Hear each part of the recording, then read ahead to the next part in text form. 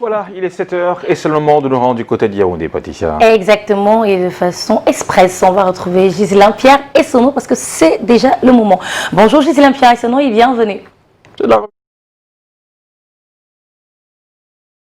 Bonjour Patricia Kei, bonjour également à vous Thierry Carole. Je vous accueille le cœur enflammé de joie en ce mercredi de l'an de grâce.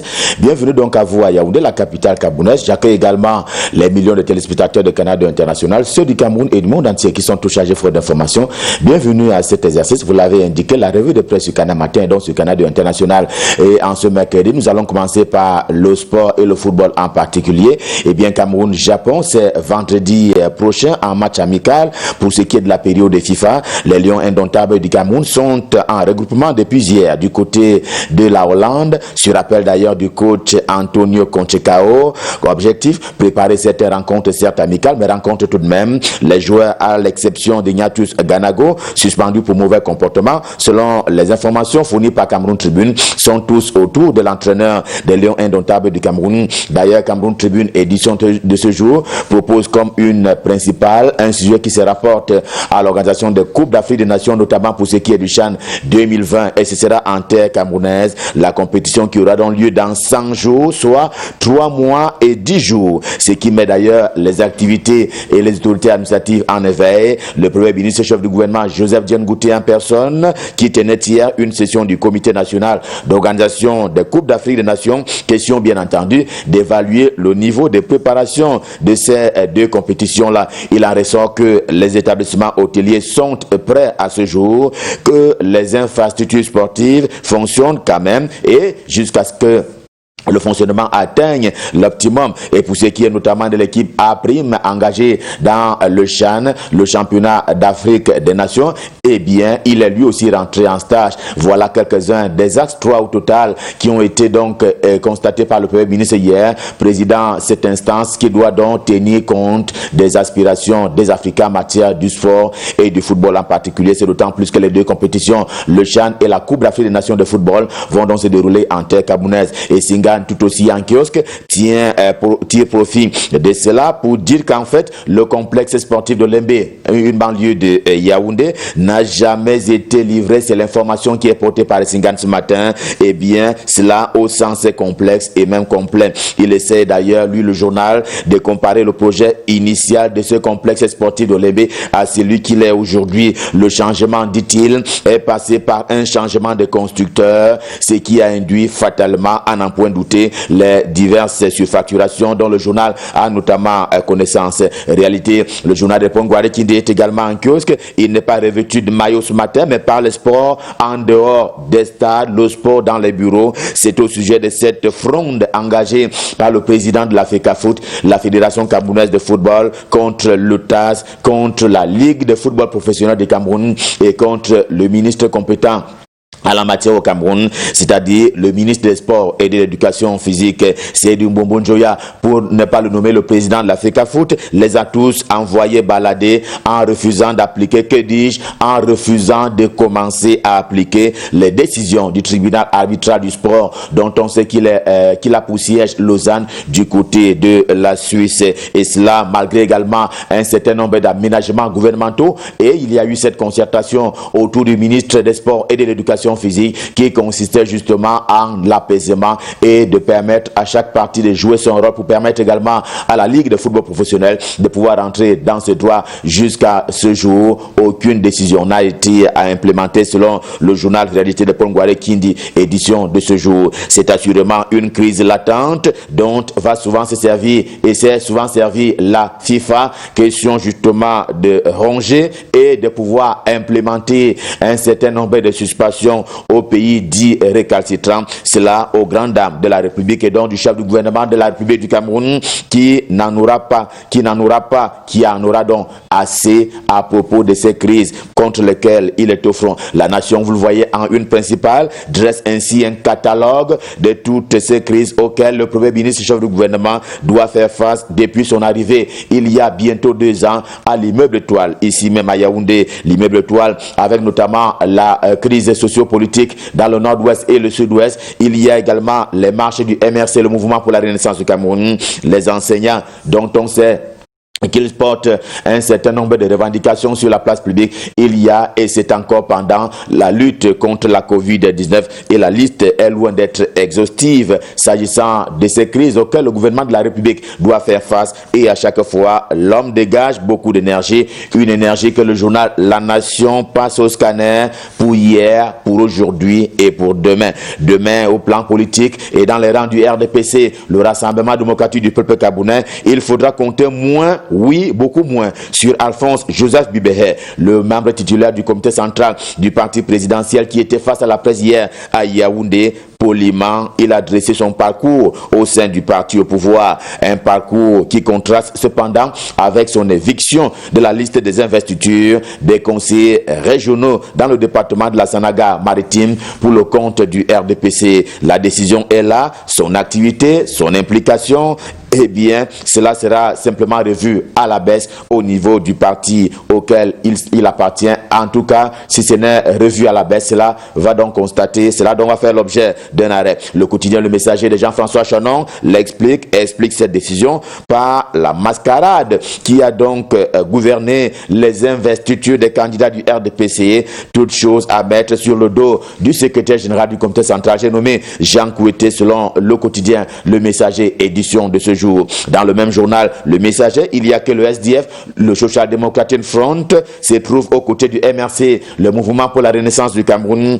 pour relancer ses marches ce jour. Et c'est selon Jean-Michel Nuché, député SDF à l'Assemblée nationale, le député qui motive une fois encore son adhésion à cette initiative du MRC, c'est-à-dire les marches pacifiques. D'ailleurs, le quotidien bleu, le jour du jour, en a copie. Il a donc copie de cette motivation, de ces motivations. Il s'agit notamment de la défense des droits civils et politiques, des droits tout court, dont le Camerounais, selon le député, a besoin pour s'émanciper aujourd'hui ou alors jamais. Mais il y a d'autres voies, d'autres canaux, clame pour sa part le docteur Foucalustus dans les colonnes du quotidien La Météo, également en kiosque ce jour. Le secrétaire d'État auprès du ministre en charge des mines, de l'industrie et du développement technologique, souvent si discret, il se prononce dans les colonnes de ce journal ce matin. Il pense simplement que la République est en marche et les citoyens sont royalement impliqués dans la gestion des affaires de la cité, citant ainsi l'exemple le plus récent, c'est-à-dire les régionales à venir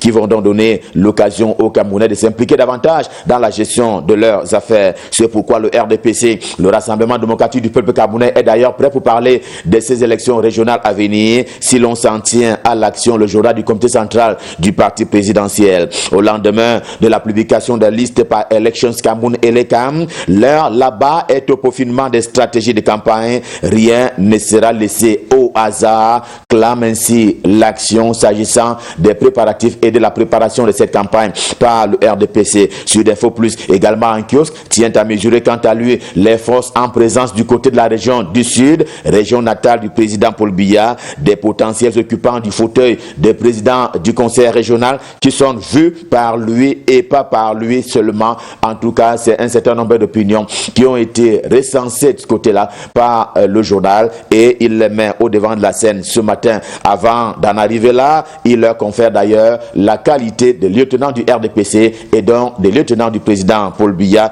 Et c'est ce parti-là, pour parler du RDPC, celui auquel appartient Émile Andé, le désormais ancien maire de Yaoundé, premier fait inédit, qui est relevé par le quotidien Mutation de Gab, Georges Alain Boyomo ce matin. Eh bien, il continue de présider aux destinées de CV8C, communes et villes unies du Cameroun. Cela fait tiquer un peu le quotidien Mutation, car comment en effet, c'est une question qui est formulée par le journal, un non-maire gère-t-il les affaires des maires et en vertu de quelle légitimité? Question à 0 francs et qui amène le journal à en arriver à une conclusion selon laquelle il s'agit d'une situation à tout le moins inexplicable mais plausible. Un mot et plusieurs mots d'ailleurs en économie ce matin, en commençant par Camer Presse, tout aussi en kiosque. Camer Presse qui est porté, vous allez le voir, en une principale vers les activités du PAD, le port autonome de Douala. Camer Presse est en kiosque, question de répondre un peu aux opérateurs économiques libanais dont on sait qu'ils se sont plaints la semaine dernière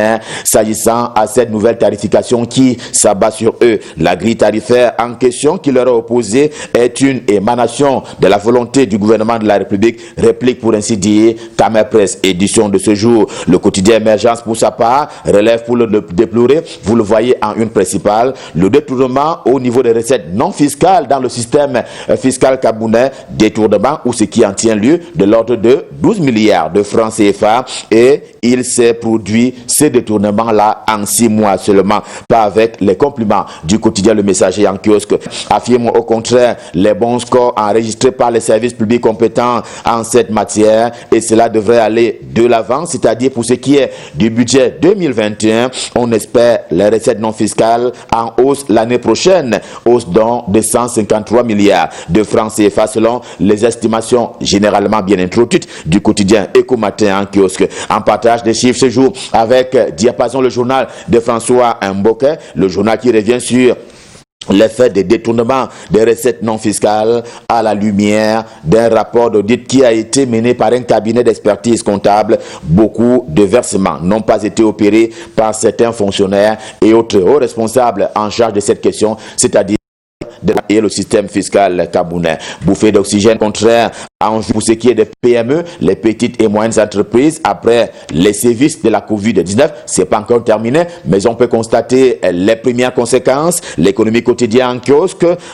pour ainsi dire, appelle un fonds qui a été annoncé, un fonds de soutien qui a donc été annoncé en faveur des petites et moyennes entreprises camerounaises qui ont d'ailleurs été grandement et lourdement impactées par la Covid-19. Les contours de ce soutien ont été dévoilés lundi dernier, rappelle encore le journal, par le ministre Basiliken Troa, qui est d'ailleurs ministre des petites et moyennes entreprises, de l'économie sociale et de l'artisanat. Tous les contours sont contenus ce matin dans ce quotidien. Rien à voir avec le journal Repère de fait Richard Tunaombe, qui suit de près, oui de près, les activités de la ministre Célestine Ketcha-Cortez en charge de l'habitat et du développement urbain.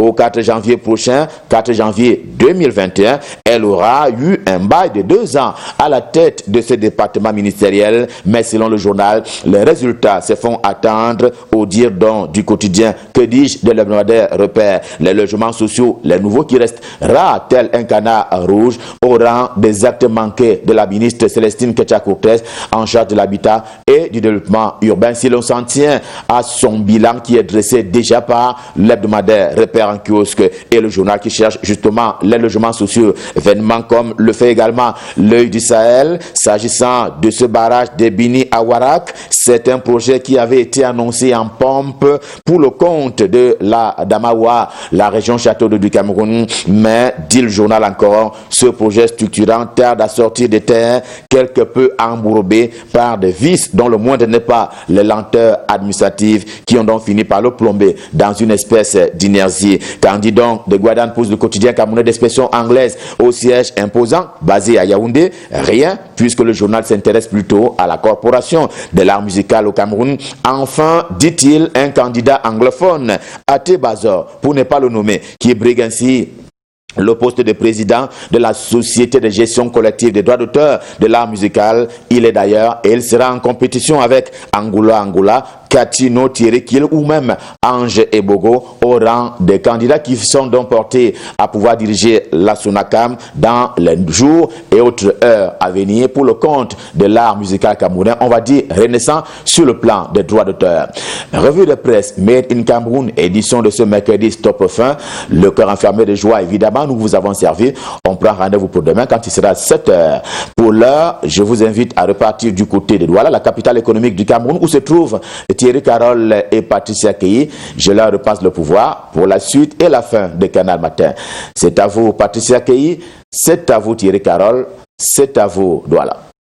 Si Monsieur Gislain Pierre-Solo, nous sommes de retour à Douala et avec Patricia Keyi, nous allons un petit peu plonger notre regard dans la presse internationale. Oui, la presse internationale, c'est tout de suite avec le concours de la réalisation. On va proposer quelques-unes,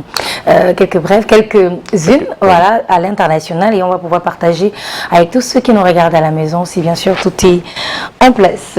On va commencer avec un journal du côté du Gabon, il me semble.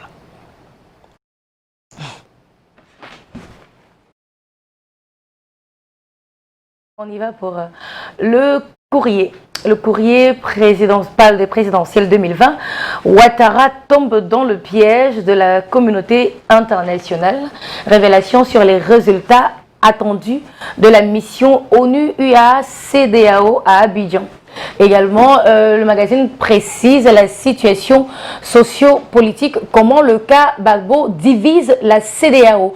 Il sera également question pour vous d'avoir un point sur les dessous du malaise Ouattara Macky Sall dans le même magazine. À la suite, nous parlons à présent du quotidien d'Abidjan.